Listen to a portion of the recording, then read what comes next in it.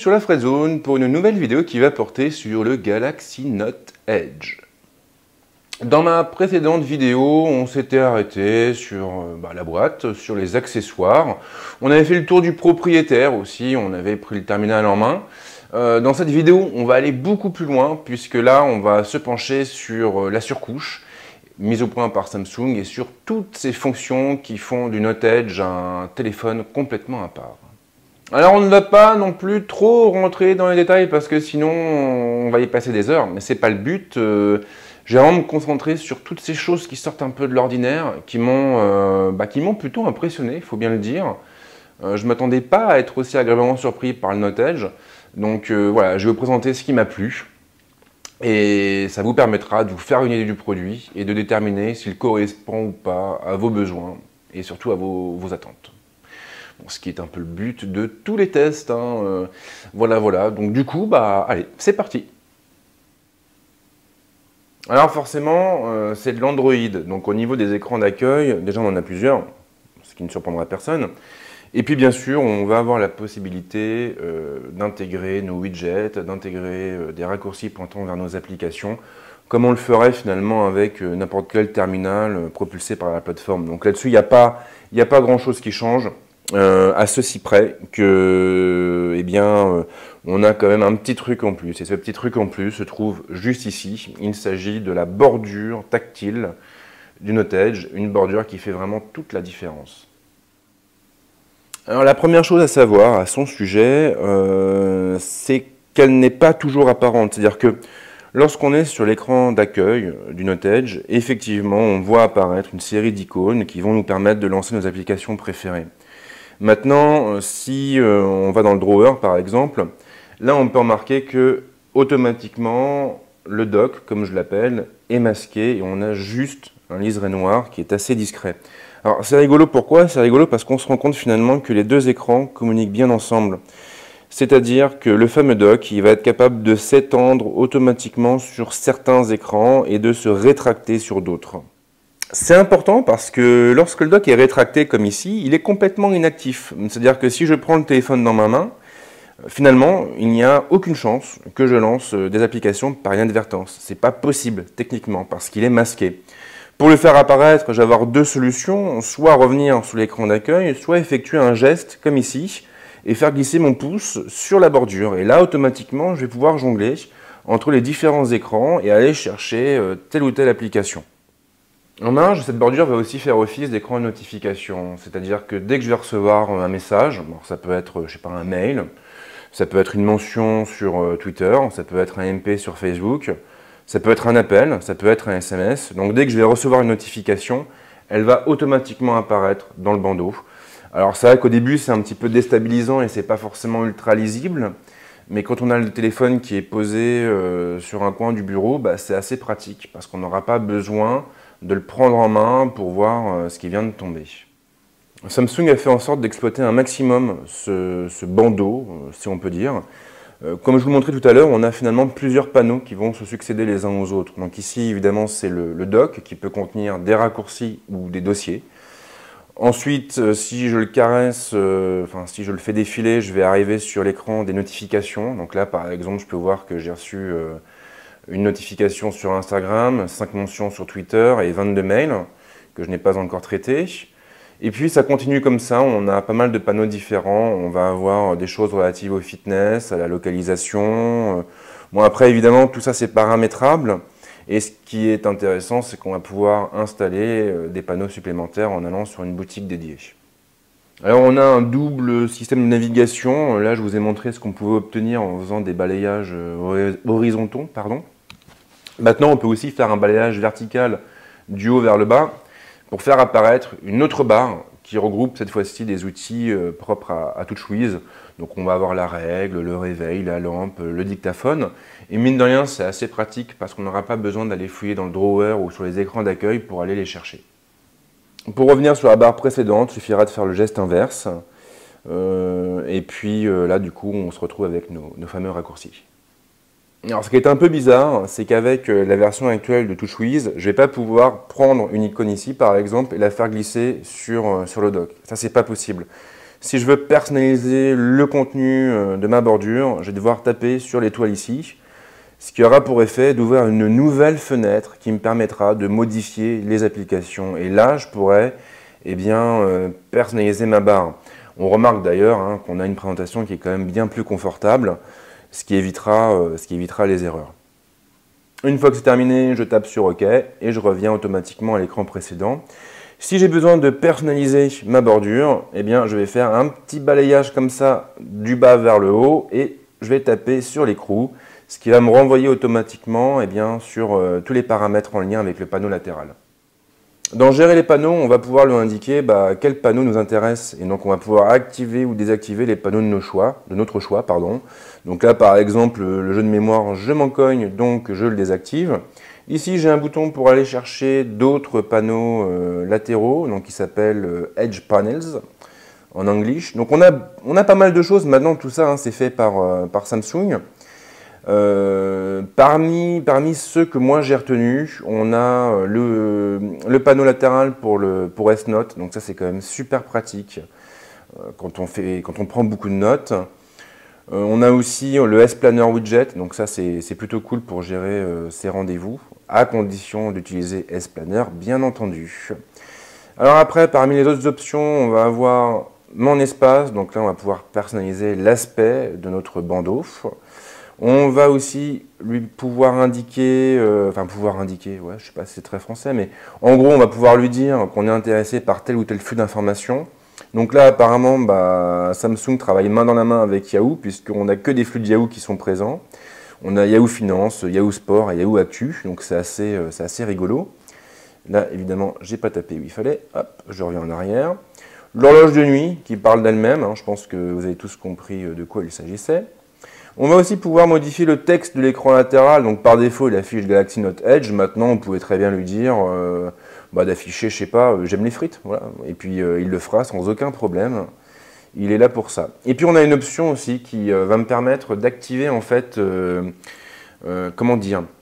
fonction de pivot, une fonction de rotation, c'est-à-dire que quand je tournerai le téléphone à l'envers, que je le prendrai donc comme ça, automatiquement, il modifiera l'affichage du panneau latéral pour que ce soit bien propre et bien joli. Donc pourquoi est-ce que Samsung propose ça? Il le propose pour les gauchers. Parce que par défaut, vu que la bordure tactile se trouve à droite, elle est surtout pensée pour les droitiers. Du coup, nos gauchers pourront toujours tricher en activant cette fonction ou en attendant le Galaxy S6 Edge qui, lui, normalement, devrait avoir le droit aux deux bordures. Alors à la base, ce panneau latéral, il est loin d'être gadget, il est même très pratique puisqu'il va vous permettre de ranger vos raccourcis, de les organiser et de les retrouver plus facilement ensuite. Donc moi j'avoue que j'ai pas mal accroché. Maintenant, il y a des petits défauts et finalement le problème vient des éditeurs, tout simplement. Si je prends l'exemple de Feedly. Alors voilà, Feedly, vous connaissez, tout le monde connaît, tout le monde l'utilise. C'est vrai que c'est très pratique, c'est une bonne application, elle a plein de qualités. Et moi, ce que j'aurais bien aimé, c'est qu'elle prenne en compte ce panneau latéral. J'aurais bien aimé, par exemple, pouvoir glisser le doigt ici pour faire défiler mes actus, pour faire défiler le contenu de mes flux RSS. Et là, c'est pas possible en l'état. Même chose pour le navigateur. Si je prends Chrome, voilà, Chrome, il est merveilleux, il est fantastique, il a plein de qualités. Maintenant, des fois, on a besoin de faire défiler le contenu de la fenêtre. Voilà, évidemment, voilà. Et j'aurais bien aimé pouvoir le faire en faisant glisser mon index sur le panneau latéral. Je trouve que ça aurait été assez cool en termes de navigation, en termes d'interface, en termes d'ergonomie. Et malheureusement, c'est pas encore possible. Alors peut-être qu'avec une mise à jour logicielle, on va pouvoir émuler ça, mais c'est vrai que ça aurait été tellement bien de pouvoir utiliser ce bandeau latéral pour naviguer au sein des applications. Vraiment, ça aurait été juste génial. Alors du coup, Samsung a viré le dock qu'on avait en bas. On a plus ces 4 ou 5 raccourcis qui pointaient vers nos applications préférées. On a juste un bouton pour afficher les appels et un autre bouton pour accéder au drawer avec au milieu évidemment des petits repères qui nous permettent de savoir sur quel écran d'accueil on se trouve. Alors ça fait bizarre au début, c'est vrai, mais c'est pas si gênant que ça puisque de toute façon, dans cette barre latérale, on va pouvoir stocker davantage de choses. Il y a pas mal de jolies choses au niveau des widgets aussi. Alors je ne sais pas si c'était déjà comme ça avec le S5 parce que c'est pas moi qui l'ai testé, c'est Jérémy. mais je trouve déjà qu'ils se font mieux dans le décor. Cet effet de transparence, il est plutôt sympa, plutôt joli. Et du coup, on est moins sur un patchwork comme sur les anciennes versions de TouchWiz. C'est vrai que là, on est sur quelque chose qui est un peu plus uni, un peu plus cohérent. En marge, il y a des trucs assez cool. Je pense notamment à ce widget-là qui va me permettre de faire remonter des raccourcis pointant vers des applications ou des outils en fonction du lieu où je me trouve. Du coup, quand vous allez arriver au boulot, par exemple, vous allez pouvoir le paramétrer pour faire remonter, je sais pas moi, par exemple, l'agenda, les mails, l'outil de prise de notes. Et quand vous rentrerez à la maison, c'est Netflix qui va remonter. Ou alors, je sais pas, Flipboard par exemple. Donc ça, c'est assez rigolo et je trouve que c'est bien foutu. Alors ça fait évidemment penser à certains lanceurs qu'on trouve sur Android, mais je trouve que l'idée, elle est plutôt maligne. J'ai bien aimé aussi le widget de S-Note qui est en bas, que vous ne voyez pas à l'écran parce que j'ai mal cadré. Mais ce widget, il est quand même très bien foutu parce que du coup, on va avoir un accès tout de suite aux principaux outils de l'application. On va pouvoir prendre des notes très rapidement, on va pouvoir prendre des notes manuscrites, des notes vocales, sans avoir besoin d'aller chercher le logiciel dans le drawer, sans avoir besoin de passer par le panneau latéral. Donc ça, j'aime beaucoup. Le centre de notification est toujours bien foutu. Alors, je l'aimais déjà beaucoup sur l'ancienne version de TouchWiz. Là, maintenant, on est encore sur quelque chose de plus quali parce qu'on a une interface qui est peu dépouillée. Alors, comme toujours, on a la date et on a un bouton qui permet d'accéder aux réglages.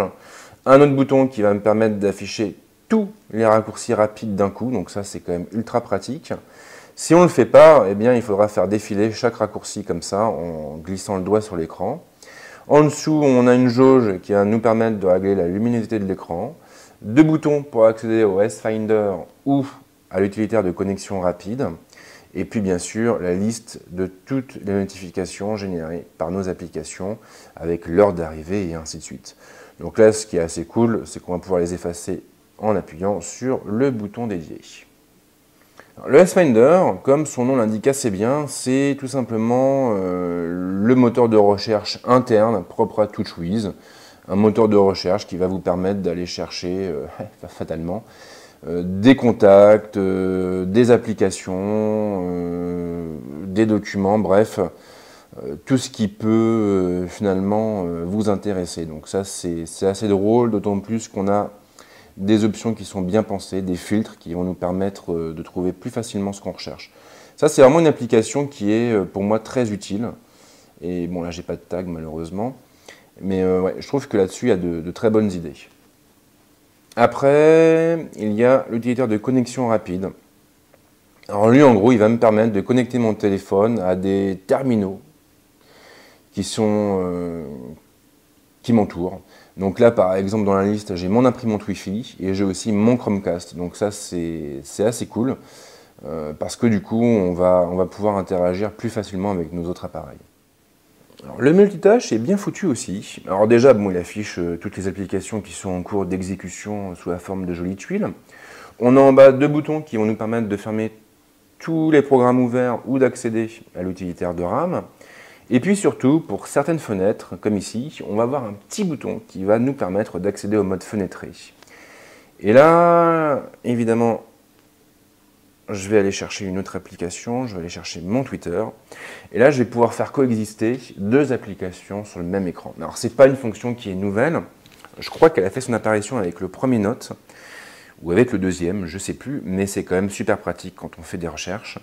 D'autant qu'on va pouvoir modifier la taille des fenêtres à la volée, ce qui est pas mal aussi, et accéder à des outils supplémentaires en tapant sur la petite boule au milieu. Donc là, je vais pouvoir intervertir l'emplacement des fenêtres.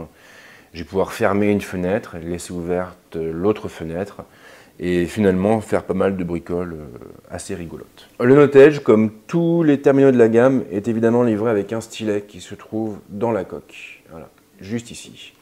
Dès qu'on sort de son logement, on a Air Command qui apparaît à l'écran. Alors Air Command, il n'est pas nouveau non plus. Qu'est-ce que c'est? C'est une roue en fait qui renvoie vers des raccourcis. Donc on va pouvoir lancer Action Memo par exemple. On va pouvoir lancer l'outil de sélection intelligente, on va pouvoir lancer Image Clip ou lancer l'outil de capture. Donc en gros, on va pouvoir faire quoi avec ce stylet? On va pouvoir faire pas mal de choses. Donc déjà, on a toute la saisie manuscrite, bien sûr. On va pouvoir dessiner sur le note. Et on va aussi pouvoir découper des éléments comme des images, des sites web, du texte, pour les intégrer à nos dossiers. Donc ça peut être assez cool quand on a besoin de partager rapidement des remarques avec des collaborateurs. Là, vraiment, le stylet marche bien. À noter aussi qu'on a un raccourci. Alors, j'ai fermé R commande. Voilà, alors je pense que je ne l'ai pas bien fait, donc hop, je retourne ici. Lorsque j'appuie sur le bouton du stylet et que je fais une double tape, là, automatiquement, on a l'outil de prise de notes qui apparaît à l'écran, et ça, c'est quand même vachement cool, parce qu'on va pouvoir, tout simplement, prendre une note rapide pour la conserver et la garder sous les yeux. Donc ça, c'est quand même assez cool. C'est vraiment un outil qui est très pratique, d'autant qu'on va pouvoir épingler la note et l'accrocher à l'écran d'accueil. Donc ça, c'est encore mieux parce qu'on l'aura du coup toujours sous les yeux. Mais c'est vraiment avec S-Note que le stylet montre toutes ses capacités, toutes ses possibilités. Alors S-Note, si vous ne le connaissez pas, c'est un outil de prise de notes qui est propre à Samsung, qui est équivalent à ce que propose Microsoft avec OneNote ou Evernote. Alors, comme avec ces solutions-là, on va pouvoir créer plusieurs carnets, on va pouvoir créer des carnets de croquis, des carnets de listes de courses par exemple. Et puis après, on va pouvoir les alimenter en tapant du texte ou en jouant avec le stylet. Alors ce qui est assez cool avec cette application, alors là évidemment je me suis trompé, voilà. Ce qui est assez cool avec cette application, c'est qu'on a une interface qui est très minimaliste. C'est-à-dire que Samsung a fait le choix d'exploiter la bordure tactile pour placer les différentes icônes de nos outils. Donc on gagne beaucoup de place sur la surface de travail et ça c'est quand même très confortable. Si je passe en mode édition par exemple, là j'ai retrouvé tous mes outils. Je vais pouvoir aller choisir ma plume, je vais pouvoir aller chercher la gomme, je vais pouvoir désactiver par exemple la prise en compte de la main. Et dans ce cas-là, ça veut dire que seul le S Pen sera pris en compte. Ça c'est super quand vous dessinez parce que ça veut dire que vous allez pouvoir poser la main sur l'écran du téléphone sans craindre de lancer une fonction ou de quitter le document, donc ça c'est quand même ultra confort. Et puis vraiment on est sur quelque chose qui est ultra quali, qui marche vraiment très très bien. Et au niveau des niveaux de pression du stylet, je trouve qu'il n'y a pas de grande différence avec ce que propose Wacom sur ces tablettes graphiques. Donc ça c'est plutôt cool et vraiment c'est une très bonne surprise. Alors après je ne vais pas vous présenter forcément non plus toutes les applications qui sont intégrées. Voilà, c'est vrai qu'on a vraiment toujours les mêmes trucs, on a la galerie photo par exemple, qui est très visuelle, très simple. Pareil pour le lecteur vidéo. Alors bon, moi je n'accroche pas trop dans le sens où je le trouve un petit peu limité, mais c'est vrai que c'est bien qu'il soit présent. Le S-Planner aussi, là, qui a vraiment une interface bien plus chouette que sur mon Note 3. Alors après c'est vrai que par rapport aux applications, il va se passer des choses, c'est en tout cas ce qui se murmure dans les milieux autorisés. Apparemment, avec la prochaine version de TouchWiz, on aura beaucoup moins d'applications préinstallées. Donc ça veut dire que concrètement, l'utilisateur va pouvoir personnaliser son téléphone plus facilement. Et ça, je trouve que c'est assez bien. Maintenant, j'espère quand même que Samsung ne va pas faire l'impasse sur son S-Note et sur son S-Ultra, si je puis dire, qui sont toutes les deux vraiment de très chouettes applications. Moi j'aime beaucoup les deux, je trouve qu'elles sont très visuelles, très jolies à regarder et elles marchent plutôt bien en plus, donc pour ne rien gâcher. S-Voice, je vous le dis franchement, je ne l'ai pas du tout utilisé, je préfère Google Now parce que l'avantage de Google Now c'est qu'on l'a à peu près sur toutes les plateformes maintenant, donc on n'est pas limité par un téléphone, par une marque. Et ça c'est quelque part un peu le défaut de Samsung. Si je prends l'exemple de S-Note, c'est un super outil, vraiment. Mais pour en profiter, il faut avoir un téléphone produit par Samsung. C'est-à-dire qu'on ne peut pas en profiter, par exemple, sur un ordinateur. Et ça veut dire que du coup, l'outil perd énormément de son intérêt. Moi, mes notes, j'ai besoin qu'elles soient synchronisées avec mon téléphone, avec mon smartphone, avec ma tablette, avec mon Mac, avec ma machine hybride, donc j'ai besoin d'avoir ces informations-là partout, sans me préoccuper de la marque, sans me préoccuper de la plateforme. Et là, malheureusement, Samsung ne peut pas proposer aussi bien, donc c'est un petit peu dommage. Sinon, il faut aussi savoir que TouchWiz intègre Flipboard. Si vous allez sur l'écran d'accueil qui est situé complètement à gauche, vous allez pouvoir accéder à la solution et retrouver vos différents abonnements, vos différentes actualités. Donc ça, c'est bien pour ceux qui l'utilisent, peut-être moins bien pour ceux qui ne l'utilisent pas. Moi, en ce qui me concerne, Flipboard, c'est vraiment partie de mes applications préférées. Donc c'est très agréable de l'avoir directement intégré à la surcouche. Alors après, on a aussi l'application photo que j'aime beaucoup. Alors je l'aime beaucoup, pourquoi? Parce que comme avec S-Note, elle est intelligente et elle tire pleinement parti de la particularité du notage. C'est-à-dire que la bordure tactile, c'est l'endroit où on va retrouver tous nos raccourcis. Donc tous les paramètres seront situés ici. Et du coup, ça dégage de la place pour l'affichage de nos photos. Donc ça, c'est quand même assez cool. Alors au niveau après des paramètres, on a toujours différents modes, hein, ça ne change pas. Le focus sélectif, le panorama, la visite virtuelle. On a aussi l'HDR qui répond présent. On a aussi très bien, dans ce menu-là, dans ce menu des options avancées, on va retrouver beaucoup de choses. On va retrouver quoi? On va retrouver le réglage de la valeur de l'exposition, de la sensibilité, de la balance des blancs. On va pouvoir paramétrer la taille de la vidéo, le mode d'enregistrement, rajouter des tags, activer la grille, activer ou désactiver le contrôle vocal. Alors ça c'est super cool quand vous prenez des selfies parce que vous n'avez qu'à dire sourire, cheese, capture, shooter pour lancer le déclencheur, donc plus besoin d'appuyer sur un bouton. C'est vraiment pas mal. Par rapport à la fonction photo, j'en parle davantage dans mon article, mais là aussi de très bonnes surprises. Je trouve que le notage fonctionne vraiment très bien. Alors évidemment, quand la lumière commence à baisser, il a tendance à ramer un peu. Les photos sont un peu bruitées, la mise au point est plutôt lente. Mais sinon c'est vrai que la plupart du temps, il s'en sort avec tous les honneurs. Alors on va terminer avec les préférences système qui se trouvent juste ici. Alors la première chose qui frappe, c'est que, ma foi, c'est bien rangé. C'est bien rangé, on a une répartition par catégorie, on a tous les paramètres en lien avec les connexions qui se trouvent réunis. Pareil pour l'appareil, pareil pour les options de personnalisation, le système et les applications. Donc ça c'est pas mal du tout, j'aime beaucoup. Ce qui est bien aussi, c'est qu'on va pouvoir accrocher en haut des raccourcis pour attendre vers certains réglages, comme là par exemple le Wi-Fi, le Bluetooth, le modem, la position, le NFC. Ah, il veut pas, c'est 9 maximum. Je tape sur effectuer et là automatiquement j'ai des raccourcis qui vont me permettre de gagner un temps précieux. Alors évidemment, dans l'idéal, il ne faut pas mettre les mêmes raccourcis que ceux qu'on a ici parce que sinon ça fait double emploi. Mais voilà, ça c'est plutôt bien. On a aussi un moteur de recherche qui va nous permettre de trouver rapidement un réglage. Et après, par rapport au contenu des réglages, alors là, j'ai pas tous vous les faire, mais on a quand même des trucs qui sont assez cool. Alors comme par exemple, les fenêtres multiples. Donc là, c'est cool parce qu'on va pouvoir activer l'ouverture automatique en mode multifenêtré pour gagner du temps. Donc ça, c'est pas mal. On va avoir aussi le volet des raccourcis.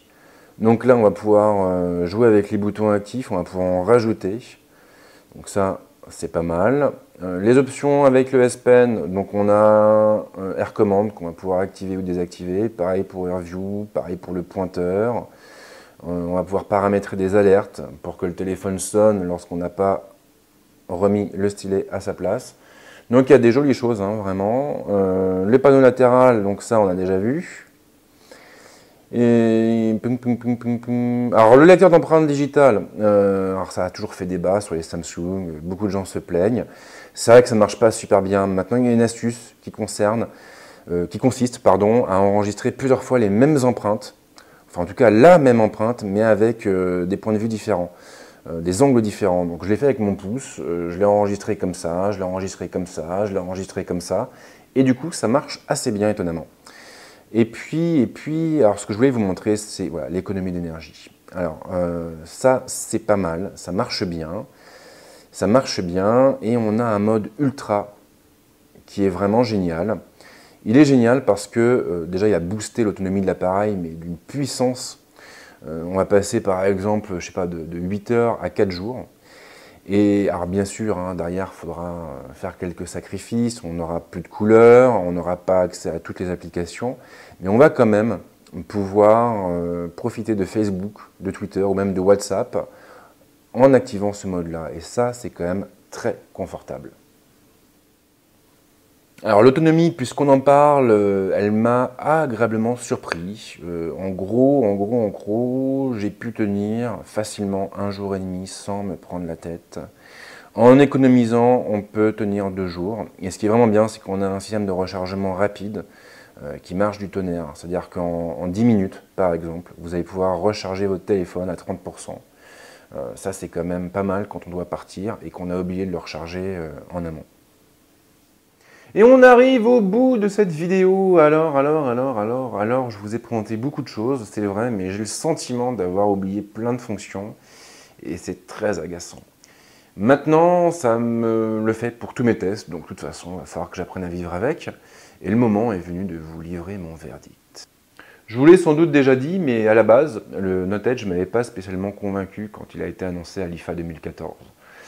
Pour moi, c'était plus une démo technique et une façon pour Samsung de dire hey, « regardez, je suis capable de produire un téléphone qui ne ressemble pas à un autre téléphone. Et c'est cool !» Et j'étais même pas sûr d'ailleurs qu'il allait être commercialisé. Et puis finalement, ça a été le cas. Samsung ensuite m'a contacté pour me le proposer en prêt pendant 15 jours. Et j'avoue que j'ai plutôt accroché à l'expérience. Alors, cette bordure tactile, au début, elle étonne un peu. On se dit, bon, voilà, est-ce que je vais vraiment l'utiliser? Est-ce que je vais vraiment pouvoir l'intégrer à ma façon de fonctionner? Et en fin de compte, on se force. On commence à ajouter ces icônes et ces dossiers au dock. Et là, très vite, on se rend compte que ça change tout. Ça change tout parce que vos raccourcis vont être dans ce dock. Ça veut dire qu'ils ne seront pas, ou en tout cas qu'ils seront moins présents sur les écrans d'accueil. Et donc ça veut dire que vous allez avoir plus de place pour caser vos widgets. Et du coup, c'est plus la même façon de travailler, c'est un peu différent. Sans compter qu'on a ces barres latérales successives qui permettent d'accéder encore à d'autres fonctions. Donc au final, ouais, j'ai été plutôt convaincu et ça va être dur de revenir à un téléphone traditionnel maintenant. Alors bien sûr, le Galaxy Note Edge n'est pas non plus exemple de défaut. Et non. Et je crois que le plus gros bémol, ça vient du fait qu'il n'a qu'une seule bordure tactile. Alors c'est un défaut sur le plan esthétique parce que du coup on a un téléphone qui est un peu déséquilibré. Mais c'est surtout pour nos amis gauchers que c'est pas cool parce que ils devront se contenter de cette espèce de tweak bizarre qui permet de faire pivoter l'écran. C'est bien, hein, cela dit, mais du coup, le bouton, le lecteur d'empreintes digitales se retrouve tout en haut. C'est pas super pratique, c'est pas super joli et ça fait un peu de tâche, surtout pour un téléphone qui est proposé à 850 €. Maintenant, la bonne nouvelle, c'est qu'on ne devrait pas avoir ce problème-là sur le Galaxy S6 Edge. Après, en termes de design, il y a du plastique, quoi. Encore du plastique. Et c'est vrai que sur un téléphone haut de gamme, ça fait un peu mal. Maintenant, le bon côté de la chose, c'est que le téléphone est quand même très léger. On peut enlever la coque, donc on peut changer la batterie. Ça, c'est plutôt cool. Et puis cette fameuse texture qui imite le cuir, elle n'est pas jolie, c'est vrai, mais au moins, elle améliore l'appréhension du téléphone et elle évitera des glissades. Bref, vous l'aurez compris, l'expérience m'a plutôt séduit. Ou séduite? Séduit? Bref, j'ai bien aimé tester le Galaxy Note Edge. Je ne pensais pas que j'aurais autant de plaisir à le manipuler. Donc, ouais, vraiment, j'ai envie de dire, bravo Samsung, vous avez fait du bon boulot. Après, la question que vous vous posez, c'est de savoir si j'irais l'acheter. Toute la question est là. Alors, si j'avais le budget, je pense que j'attendrai quand même la conférence de presse du 1er mars parce que là, on va savoir enfin ce qu'il en est par rapport au Galaxy S6 et par rapport à sa déclinaison, le Galaxy S6 Edge. Et je pense que du coup, il vaut mieux attendre encore un petit peu avant de se décider. Quoi qu'il en soit, si vous avez des questions, il ne faut pas hésiter, les commentaires sont là pour ça. Et puis on se dit à très vite avec d'autres vidéos. Ciao!